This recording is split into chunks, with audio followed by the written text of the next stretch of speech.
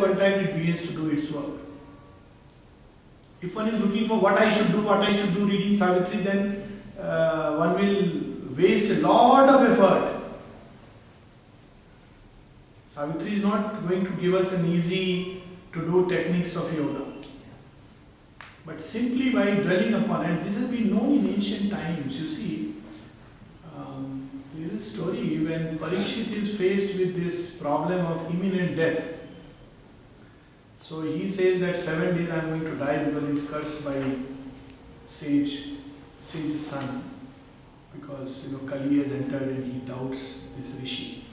So everybody says you are a king, we will protect you, this, that, no snake can enter, all this. He says this is one option. Second option is I have 1 week to live or 1 week to die, it depends on how I look at it. What can I do in 1 week that I can get away from this entire fear of death, because one day I am going to die. So he is told, read the Bhagavad. Now you see, what is Bhagavad? Bhagavad is the story of the life of Krishna. It doesn't, there are hints of yoga in some stories, but basically it's about the life of Krishna. Reading this is liberating in its effect. Savitri belongs to that kind of poetry, spiritual poetry, where it's not so much about what we have to do, but reading it is liberating. So that's how it works.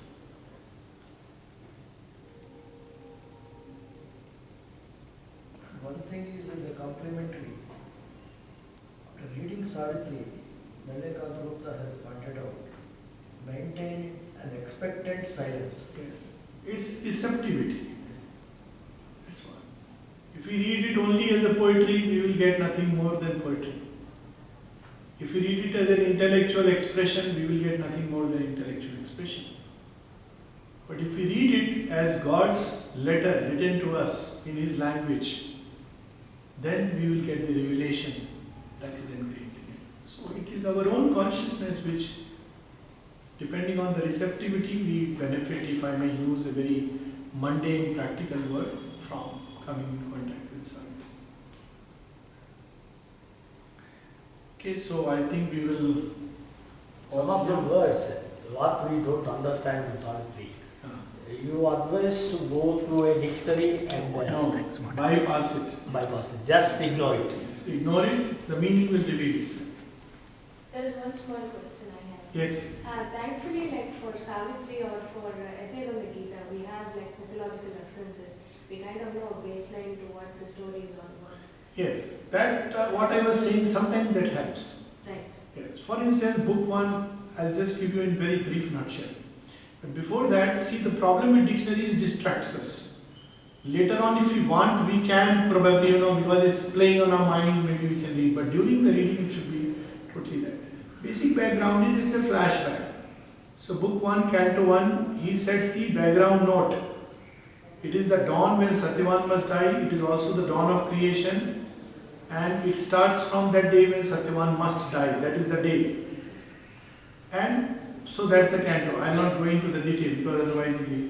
Then book 2 is the issue. So what if Satyavan has to die? What's the big deal about? So many people die.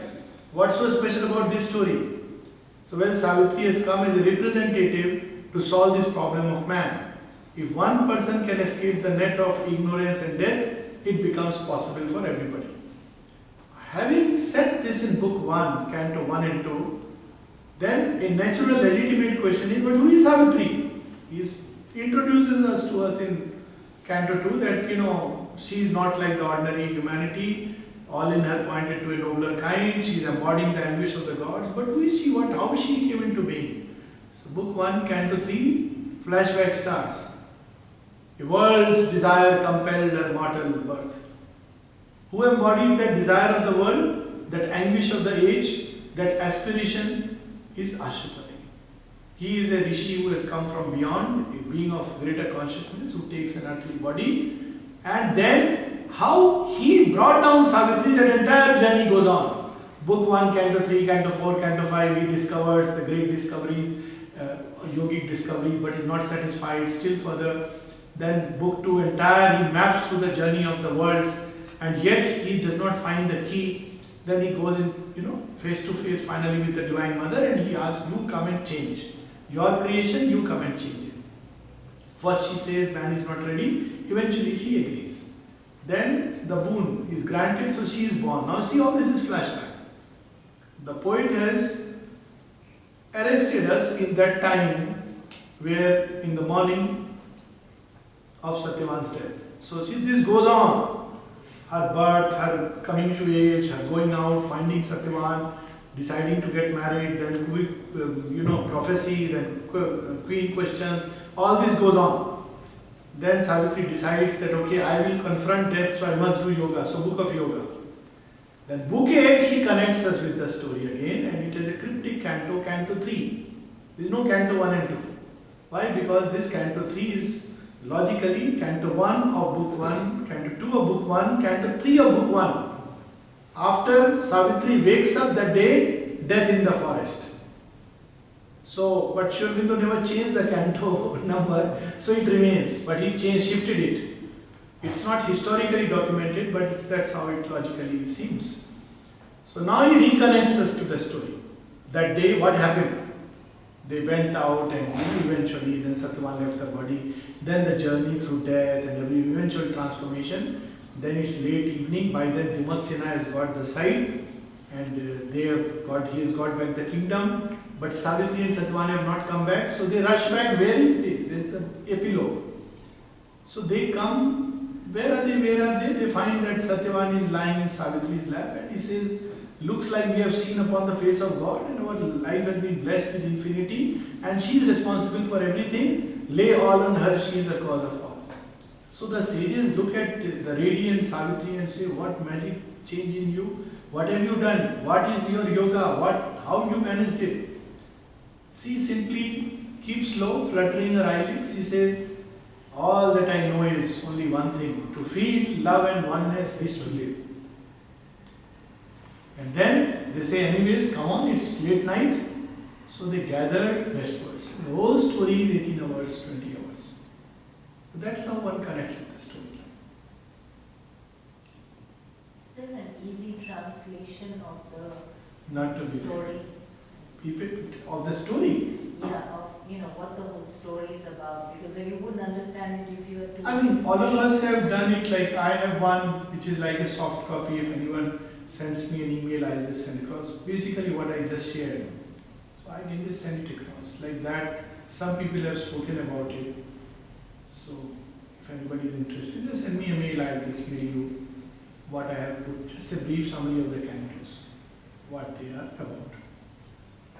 Just to connect. That's right. It helps us that what is being. But basically another way to look at it is completely it's our story. I am Satyavan and this is Savitri. Ashupati is the protagonist, the being from the higher spheres who is the spearhead of the human evolution. That way also one can connect. Mother and Aurobindo and we are like Satyavan caught up in the play. Something of the Lord within us but caught in this mesh of darkness. So there are several ways to connect with it. But naturally we want to, because it's Savitri, so how does one connect to the story? It is brief outline. In the beginning of Savitri itself, Aurobindo He gives an author's note. What is author's note, yes. What really, not so much about the story and the cantos, but what they represent. So that way one can connect. This journey of worlds, what does the significance through this? Yes, because Ashupati's quest is to change this creation or this earth transformation. But then one must know what it is built up, all the forces that have gone into its making. So he goes through one by one, like a super technologist, must know what is the material he is working upon. So he sees all these worlds that have gone into earth to mold matter. So he sees all of them, but there he does not find the key, even up to overmind he goes. So he at each of these worlds, he describes the nature of the world, the beings, the energies, their influence, and how they have molded earth and its evolution. So this is the basic thing. So one must know it because, from Ashupati's point of view, because then only one can understand the complexities of transformation. We as human beings, it's good to know because then we know the complex play of forces which are acting from behind to journey. So that way also it helps.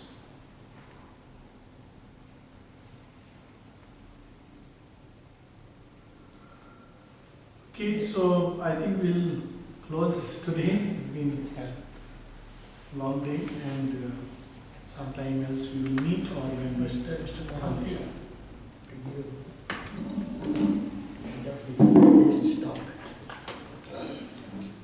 Friends, we are grateful to Alok ji for sparing some time for us and sharing the little bit of Amrit, whatever he has gathered through Savitri with us. And we hope he will give us the opportunity to listen to him in future also. And thanks for all of you who have taken time to partake in this session.